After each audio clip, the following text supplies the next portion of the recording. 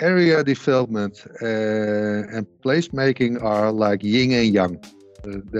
You need to bring them together. If you do placemaking, start with the DNA of the location before you try to do placemaking. Thank you so much for listening to Urbanistica podcast. I am Mustafa Sharif, an urban planner, and you're more than welcome to join my big journey of exploring the making of smarter and more livable cities. Please don't forget to follow Urbanistica on the different social media platforms, and also let's connect on LinkedIn. Big thanks to Urbanistica podcast partner AFRY. AFRY is an international engineering and design company providing sustainable solutions in the fields of energy, industry, and infrastructure. Are you ready for a new episode? Let's go for it.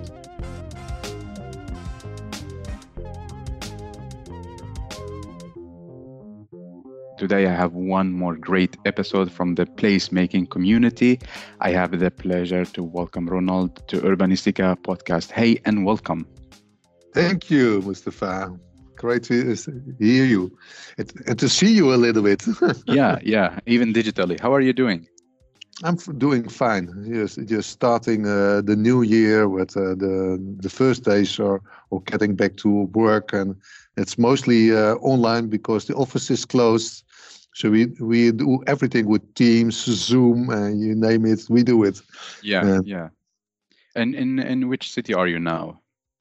I'm living in Amsterdam. I'm also born in Amsterdam, so I'm back in the city where I was born.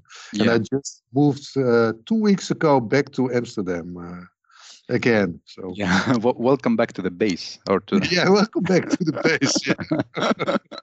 So how is life going in the city? Like still locked down, or people are going out? How is it now? Now, on this moment is still a lockdown. All the shops except the supermarkets are closed, so you only can go to the supermarket, and people are asked to work from home. And that's already a long time. So what you see is that the city is really quiet. People walk a lot through the city, but there are not so many tourists as before. So people are reinventing the city again. And it's a pity that not all the local shops are open. Otherwise, you should also can do there your shopping instead of the supermarket. That would be great for the neighborhoods. Yeah, exactly. Well, it's interesting time, as you mentioned, also like reinventing or re-exploring your own city as well. Yeah, that's great. You see it on the other way. Exactly. You're in a hurry from one place to the other place, and now you have time. It's really interesting. I really like because everybody has more attention for the neighbor and the neighborhoods. So you make more talks with your neighbors. You ask them, how are you doing? And I hope we keep that way. I hope so as well. So, Ronald, you are our storyteller for this episode, and I would love to start with how would you like to introduce yourself and tell us about your passion?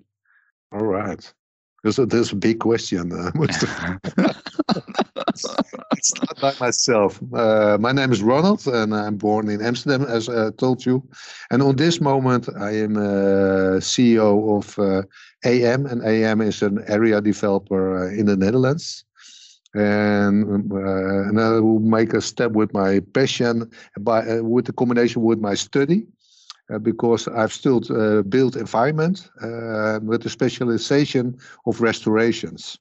So I want to start with my professional life in old buildings. I want to restore churches, channel houses. That's where I started. And when I did my study, after that, I was not really a technical people. So I did also a business administration, but my passion was still to do all the things with old buildings, restorations.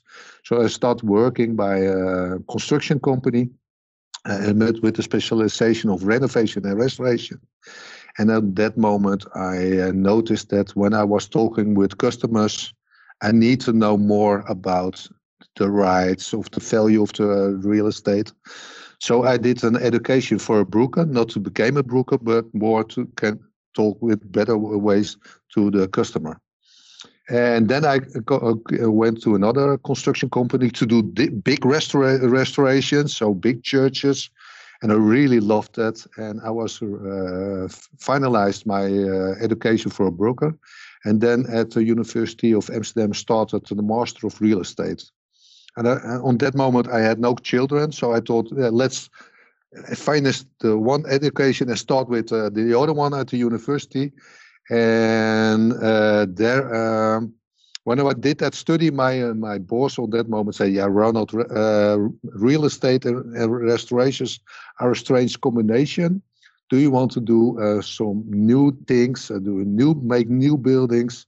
And on that moment, I make the step from restoration to area development. And after finalizing my study, I make the step to a development company, and where I worked for 5 years. And after that, I want to know more about the business, more about land exploitation, more about mixed-use buildings, and I make the next step to another development company. And let's say about 30 years ago, the company AM, where I work now, asked me to come with them to work there as a director for the metropolitan area Amsterdam. And 4 years ago, they asked me to become the CEO of this company. And it is about passion. This is the most nice thing to do, because I love to make the combination between old, and that's about my passion for restoration, and new things. So bringing old and new things together, that's what I really like to do. And that's AM as an area developer can do in their projects. Yeah, I really love how you told the story of your journey, like from the beginning as a CEO, went through a different station, and now like you linked it back to the company. But tell me, so you did like you work, study. You were always curious about like, okay, I enter this field. Okay, I want to know more. I take an education, work. So this is your mindset. Stay curious. Yeah, stay curious. I love to learn every day something. And so I'm interested in people, because I can always learn something from people or from another country, or for another company. So I'm really interested. Every time I like to get information out of people and also give them information, but also to absorb all information. So I like to read a lot of things, but there's more about knowledge, getting more knowledge, and to do my job better, to be a better man. That's a really I'm interested in. That's great. So where in this journey your story started with the placemaking? What is the background? I think that placemaking is for me also looking back to the history. When you start to develop an area, it's always important to go back. What was here in the history? What was before we came here to develop something? So placemaking is also something for me. Go back to the history and to learn about what was before, or what is the information the people who live there can give you. And that is for me the starting of placemaking. It's about the DNA of a location. And placemaking is for me, so it's for me is that very important, and it started with I think, let's say 20 years ago, where I worked together with art factories. So what you normally see, art factories are sometimes there are art factories, and then they have to move to the other place because people want to develop something. And I try to make art factories in our developments. So that's the way it started, with working with placemaking. And of course, it started also with meeting people like Jeroen Laven and Hans Kassenberg and talking about this way of placemaking. So that was the way it coming together. So it is the respect for the history of the area and the people who work there and live there. in combination with our developments. Were you calling it placemaking like 20 years ago or no? Or you just like did the thing and then, okay, now it turns to be a placemaking thing? I think we just did the thing. It's not placemaking. I think you are right. So we just did it. And so how did your relation develop with the placemaking? Because now you're one of the board members as well.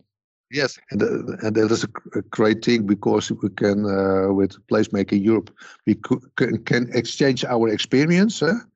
And it is, I think, it's getting more an important part of the area development, and we are discovering it. And it's not only by placemaking, because I'm also a member of the ULI in the Netherlands. And what you also see that ULI worldwide is making a group, especially in placemaking. So you see it's getting all around the world. Placemaking is a hot topic, but everybody is doing it in his or her own way. So let's learn from each other, and that is why Placemaking Europe is so important, because we can hear each other's stories, we can exchange our experience. So that was what for me makes so very interesting to become a board member of Placemaking Europe. I love it. So it's great to have you on the board as well. So what is your responsibility being with the board members? I think my experience of for me is a few things. I'm responsible for the financial part of the Placemaking Europe. That's one part, but I'm also as developer, you are another person in the team from placemaking. So we work a lot with placemaking, but I think you need each other to do the placemaking. You need several companies who are participants in the development. So that make a lot of the connection with other investors, other development. When you look to the festival we had in Valencia, there was perhaps 2 investors or 2 developers. And I think it's important that in the combination of all the placemaking people who are coming to a festival, it's also important that the people who want to invest or to stay in the project, they know what is placemaking, and they can learn from it, but also they know that it is important to do it.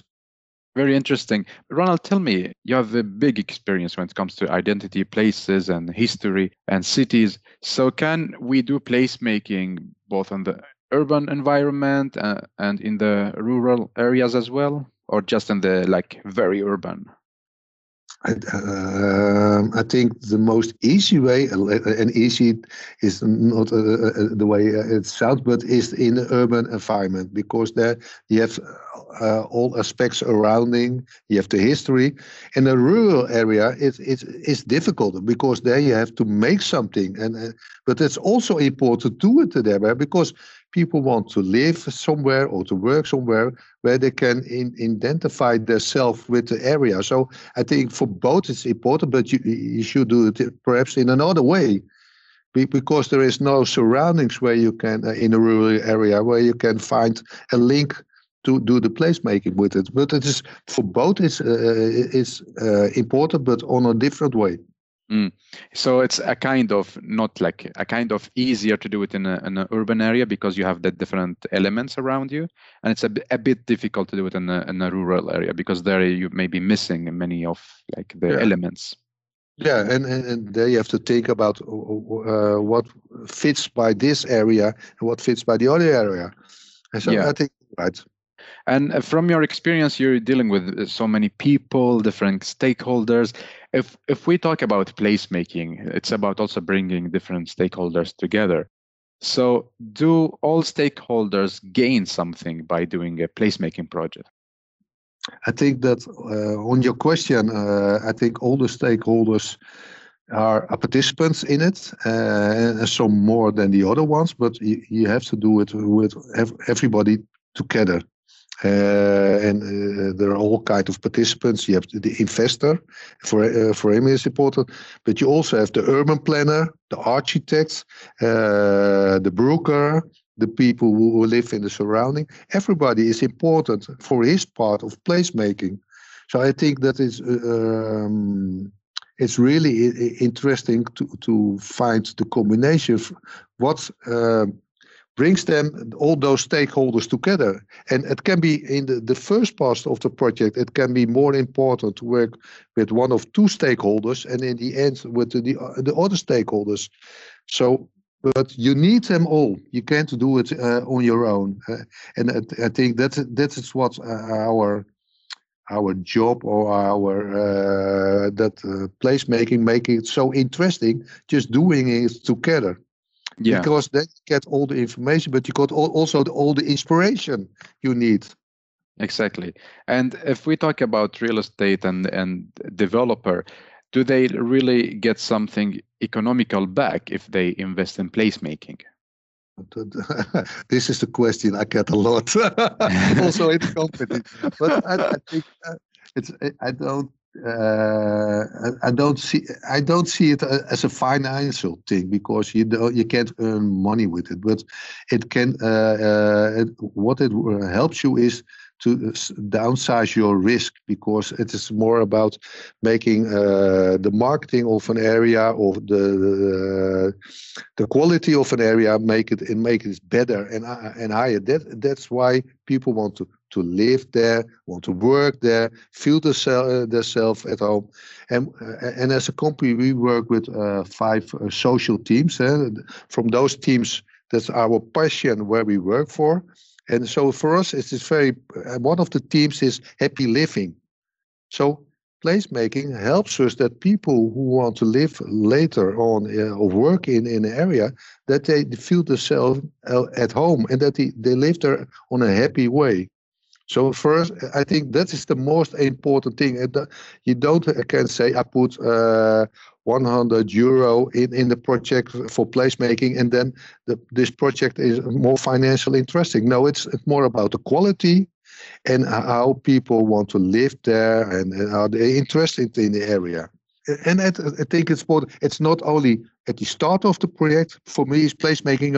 When the project is finished, it stays there. And sometimes you see that placemaking is only at the beginning, and when the project is ready, people go. And that's not the way it should be. Also, when you are ready, placemaking must stay there. Yeah, because this is the discussion always with some of the developers that, okay, tell me, if I put so much money, in the end of half the year, how much will I get back? What I understand from you, it's not really about how much money you will make next 3 months, but it's a long-term investment. Yes, and this, but to be honest, we have also this discussion in our own company. So what we did is we have some colleagues who are only responsible for placemaking in the company. But what thinking is important, that when you start a project, that you create a budget for those people to do things. Otherwise, then you have the discussion about, I have to put money for placemaking. What brings it me? No, when AM does a project, we always have a budget for placemaking, and there's no discussion, because we see it as a part of the area development. Because I know, like in your company, you believe in the value like happy life quality and so on. But in the long run, let's say, do I get something back economically? Like if the value of the house is raised up because the place is good and so on? I think what it helps you is that the value of the area, of the houses, of the offices, of the retail stays on a higher level. So I think that helps you, and the people live there, they want to live there. And I think if you buy or rent an apartment, it's important that you want to feel there, you live there on a healthy way. And that's also important, and that you feel yourself at home. And I think that brings placemaking with this area. So the value is not more, it's more indirect than direct on that moment. So there is a value, but don't ask to put it in money.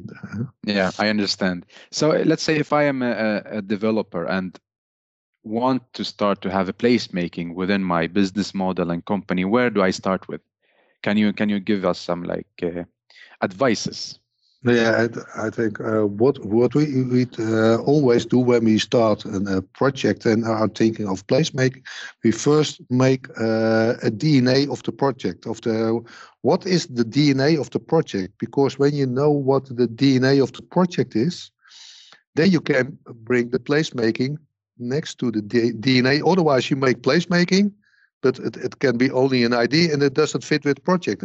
There's no combination. So we make a DNA and we make 10 golden rules. And we put them in a book. And these golden rules are made with all the stakeholders. So there's the municipality, the urban planner, the developer, the people and the surrounding. And we make a book with it. And everybody agreed with this book. It is at the start of the project. So when this DNA book is ready, then we start with what kind of placemaking we make. And so you know when you do a project, always things go different. Always. But then you can, after 3 years, you can go back to this book from the DNA and you said, what was our idea? What would we like to make there or develop there? And then when you see, oh, that was our DNA. Also, you see the change of people in projects.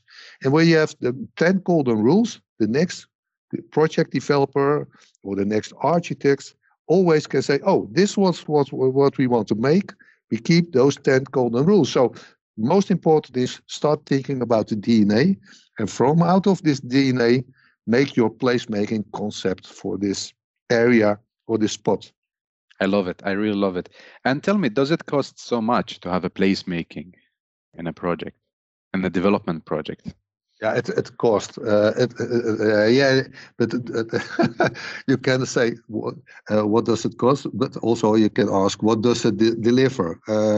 Let's say you have to invest in placemaking activities. And that can be making something for the children. On this moment, we are owner of 5 restaurants. And AM is not a company who owns restaurants, but we have 5 area developments where we make a restaurant from out of the placemaking thought. So the one is in an urban area, the other is in a rural area. So and it costs money because we have to invest to build a restaurant, or it is in a church we have a restaurant.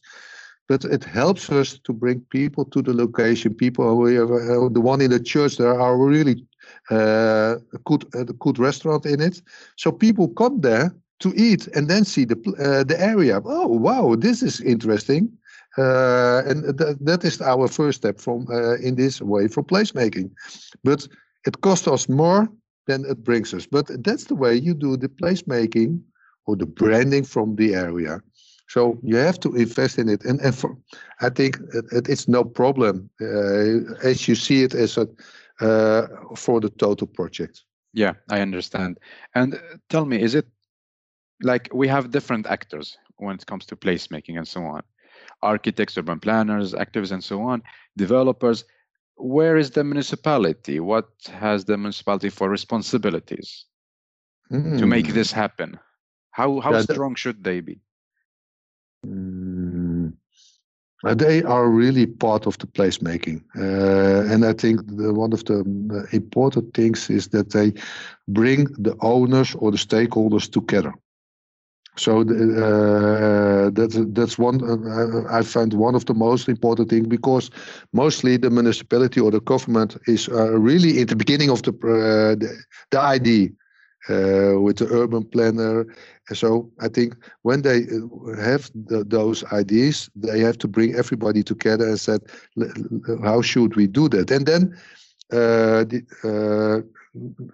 bring it to the next step by the area developer or the investor or somebody else.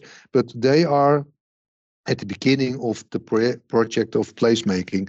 And For me, it can be also financial, but it's not the most important thing because when there are stakeholders who want to invest in it, for me, it's okay when they do the financial structuring of the placemaking. But and I'm thinking what I see, and that's really for me important, is that when you do placemaking, you have to do that for an area. And sometimes you see an area development and a government only brings plots on the market. So here you can build 60 apartments, there are 100, and there are 40. But then it's difficult because when you have 3 developers, it's difficult to do placemaking. But you can also say, I bring 200 apartments to the market and then do the placemaking for those 3 plots together. And then there is more power for placemaking. So I think the most important is that you need a bigger size to do placemaking than only for 40 apartments. But because then it is more branding of the project itself. And do you see, like from the 20 years back until now, do you see there is a big development in the municipality's mindset toward placemaking? Like now they are more open to placemaking and understand it. What do you see? I think, yes, I think they are more open and they know that's important. And I think when you look through, let's say, Europe, you see that it all starts in harbor areas. And when you look to the different harbor areas, there you saw that the redevelopment from the harbor areas started also with a lot of placemaking. And that's why the municipalities started thinking about placemaking, and it helps them in getting changing this area. So it really changed, and I'm glad with it. Yeah. And how about the developers and investors? Are they more open now to invest in placemaking? I think that's why I'm in the board of placemaking, because I think that let's say for all the investors and the developers, they understand that they have to do it, but it's step by step. Yeah. And if we also look back in your journey and like talking about cities' mistakes, if you reflect about what mistakes did city do in city development, so what can we learn and avoid? Yeah, I think for me are 2 things. One big mistake is not making a mixed-use area. So I think I really believe in mixed-use areas. They are important for making an interesting life. That's why you go to an area to see what's happening there and what's the difference between the functions, retail, working, housing. And when you only have an area with only housing or only working, that's not interesting for everybody. So I think that was one big mistake. And the second one is more about placemaking, is when you want to do placemaking, but you split up an area in 25 plots and everybody has to do his own development, because then there are 2 more stakeholders and nobody owns the area. And I think it is very important that you need some owners of the area to do the placemaking. So I see placemaking is a lot about teamworking and co-creating. Yes. You cannot do it just by yourself. You need to talk with everybody. Yeah, and that makes it just so interesting. And that's also helps us when you do an area development to get people committed and to make the best plan for the area, because we are coming there and some people are already living there. So you have to work together. Yeah. And back to Placemaking Europe. So how close are you to the placemakers? Like you are now in the board. So how close are you to the members? Do you listen to them? Do you communicate with them? Yeah, I think when you see the whole board of placemaking, everybody is connected. We have the placemaking leaders as group. We have our newsletter as group.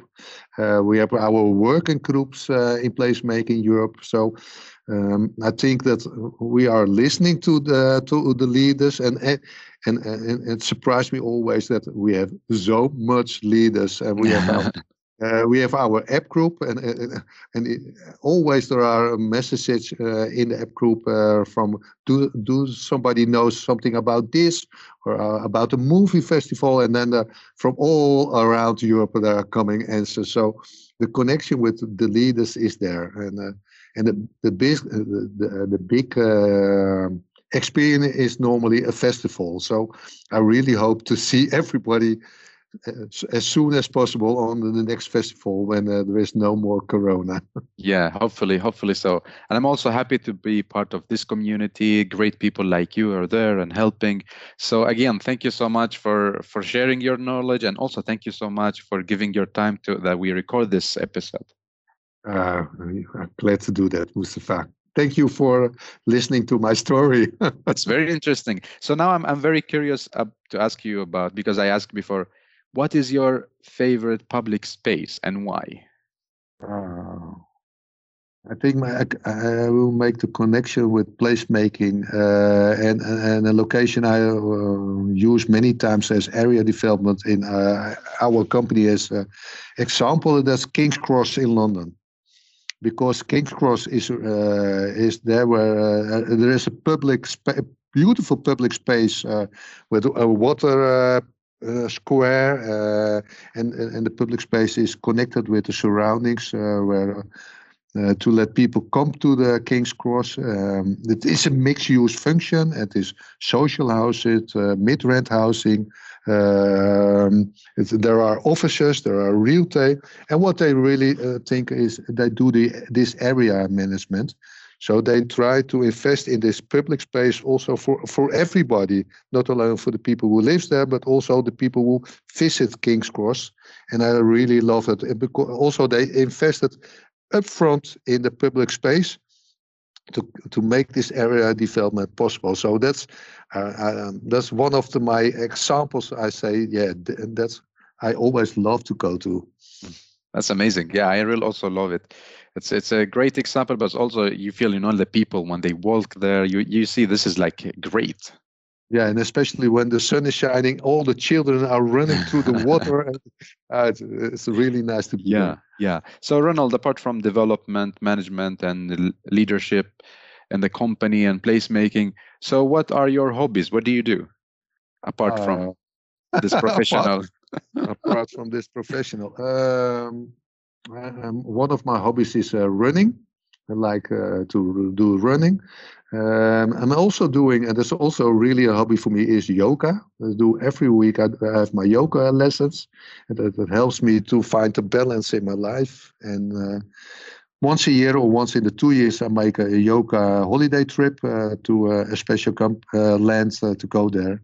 And when it's possible, I like also to do dancing on music. So that's nice. 3 of my hobbies. Very interesting combination. So what kind of yoga do you do?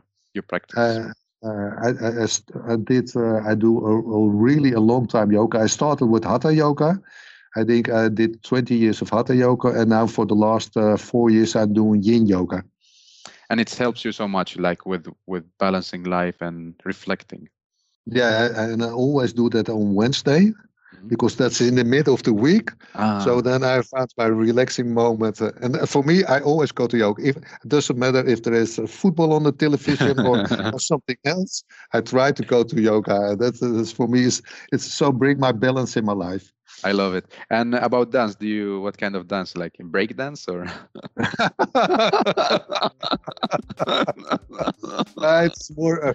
It's more free dancing. That's on pop music. Yeah, hopefully in the next festival you will show us some dance movement. I wouldn't say that. Next time. We see. Awesome. So let's finish this great episode with you giving the listeners, the placemaking community, 3 takeaway messages. All right. Area development and placemaking are like yin and yang. You need to bring them together. And also, if you do placemaking, start with the DNA of the location before you try to do placemaking. That's what I explained. And the last thing is I really like always the song, always look on the bright side of life. Yes. Really great messages. Do you have a question for us to reflect?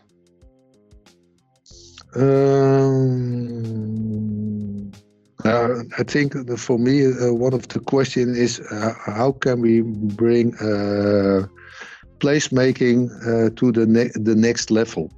Because that for me is I'm looking for.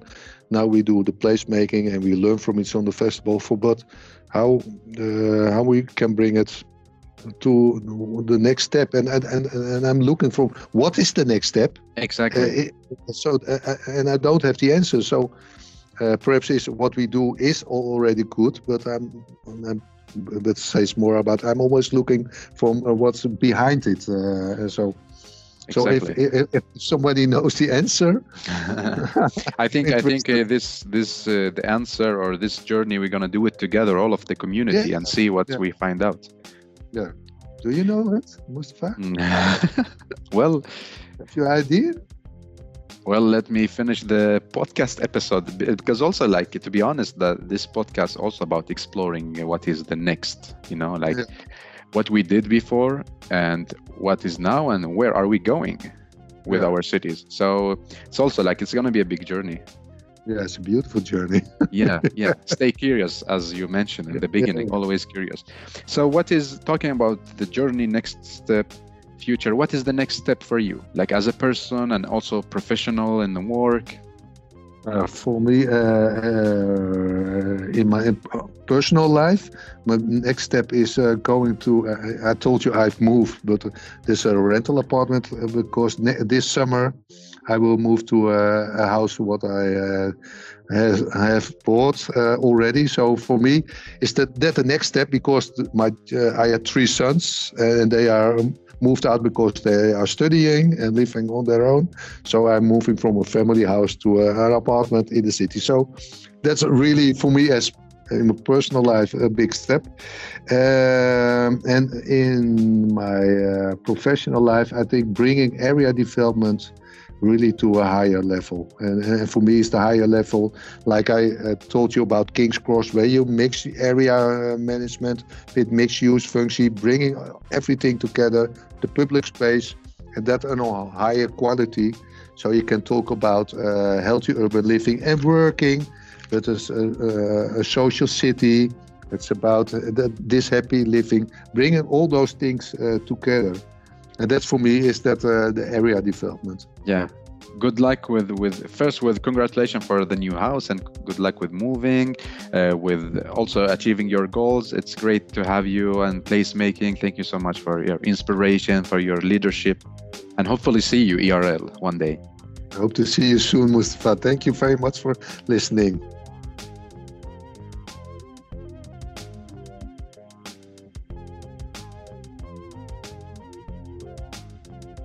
Well, thank you so much for listening to Urbanistica podcast. I hope you really enjoyed this episode. You learned something new and also got inspired by the guest. Don't forget to share the episode on your social media and recommend it to people you think they are really interested in this topic. Thank you so much again for giving your valuable time to Urbanistica podcast. I am Mustafa Sharif. Keep up the good work. Keep loving cities.